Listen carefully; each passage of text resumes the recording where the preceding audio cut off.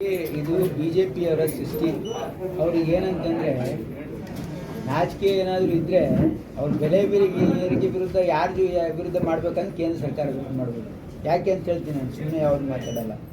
ನಾವು ಏನು ಬೆಲೆ ಏರಿಕೆ ಮಾಡಿದ್ದೀವಿ ಅವ್ರೇನು ಮಾಡಿದ್ದಾರೆ. ನಾವು ಒಪ್ತೀನಿ, ನಾನು ಹಾಲಿನ ಬೆಲೆ ಏರಿಕೆ ನಾವು ಮಾಡಿದ್ದೀವಿ. ಆದರೆ ಹಣ ಏನು ಸರ್ಕಾರಕ್ಕೆ ಬರ್ತಾ ಇದೆಯಾ? KMF ಕೊಡ್ತಾ ಇದೆಯಾ? ಇಲ್ಲ, ರೈತರಿಗೆ ಕೊಡ್ತಾ ಇದ್ದೀವಿ. ರೈತರು ಹಳ್ಳಿಯಲ್ಲಿ ಕಷ್ಟಪಟ್ಟು ಹಾಲು ಉತ್ಪಾದನೆಗೆ ಜಾಸ್ತಿ ಖರ್ಚಾಗಿದೆ, ನಮಗೆ ಇಲ್ಲಾಂದರೆ ನಾವು ಮಾಡೋಕ್ಕಾಗೋದೇ ಇಲ್ಲ ಅಂತಕ್ಕಂಥ ಒಂದು ಭಾವನೆ 10 ವರ್ಷದಿಂದ ಹೇಳ್ತಾ ಇದ್ದಾರೆ ಪಾಪ. ಹಾಗಾಗಿ ನಮ್ಮ ಸರ್ಕಾರ ನಾವು ಬೆಲೆ ಏರಿಕೆ ಮಾಡಿದರೂ ಕೂಡ entire money is going to the farmers, not to KMF, not to the government. ಇದು ಒಂದು. ಎರಡನೇದು, ನಾವು ಎಲೆಕ್ಟ್ರಿಸಿಟಿ ಚಾರ್ಜಸ್ ಜಾಸ್ತಿ ಮಾಡಿವಿ ಅಂತ ಹೇಳ್ತಾರೆ. ಏನು ಹಣ ಏನು ಸರ್ಕಾರದ ಮೇಲೆ ಹೊರೆ ಬರ್ತಾ ಇದೆ, ಇನ್ನು ಸಾರ್ವಜನಿಕರ ಮೇಲೆ ಬರ್ತಾ ಇದೆಯಾ? ಸಾರ್ವಜನಿಕರಿಗೆ ಯಾರು ಬಡವರು ಇದ್ದಾರೆ, ಈ ರಾಜ್ಯದಲ್ಲಿ 80% ಏನು ಬಡವರು ಇದ್ದಾರೆ, ಸಾಮಾನ್ಯ ಜನರಿದ್ದಾರೆ, ಅವ್ರ ಕರೆಂಟ್ ಬಿಲ್ ನಾವು ಕಟ್ತಾ ಇದ್ದೀವಿ ಗೃಹಜ್ಯೋತಿ ಕಾರ್ಯಕ್ರಮದಲ್ಲಿ.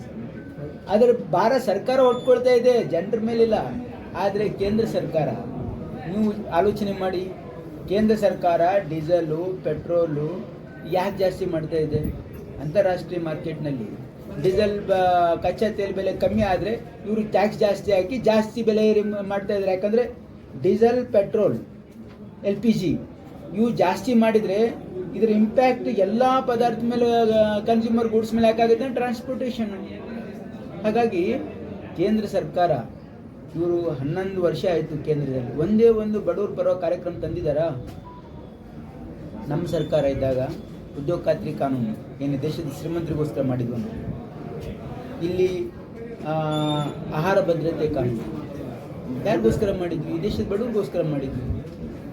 ಮತ್ತು ರೈಟ್ ಟು ಇನ್ಫಾರ್ಮೇಷನ್ ಪಾರದರ್ಶಕತೆಯಿಂದ ಮಾಡಿದ್ವಿ. ರೈಟ್ ಟು ಎಜುಕೇಷನ್ ಸಾಮಾನ್ಯ ಜನರಿಗೆ ತಂದು ಮಾಡಿದ್ವಿ. ಒಂದು ಕಾನೂನು, ಒಂದು ಕಾರ್ಯಕ್ರಮ ಹೇಳಿ ನೀವು BJP ಅವರು. ಇವರು ನಾವಿದ್ದಾಗ ರೈತ ಸಾಲ ಮನ್ನಾ ಮಾಡಿದ್ವಿ. ಇವ್ರು ಏನು ಮಾಡ್ತಾ ಇದ್ದಾರೆ ಅಂದರೆ ಶ್ರೀಮಂತರ ಸಾಲ ಮನ್ನಾ ಮಾಡ್ತಾ ಇದ್ದಾರೆ. ಇದು ನಾನು ಹೇಳ್ತಾ ಇಲ್ಲ, ಸೀತಾರಾಮನ್ ಅವರು ಪಾರ್ಲಿಮೆಂಟಲ್ಲಿ ಹೇಳಿದ್ರು.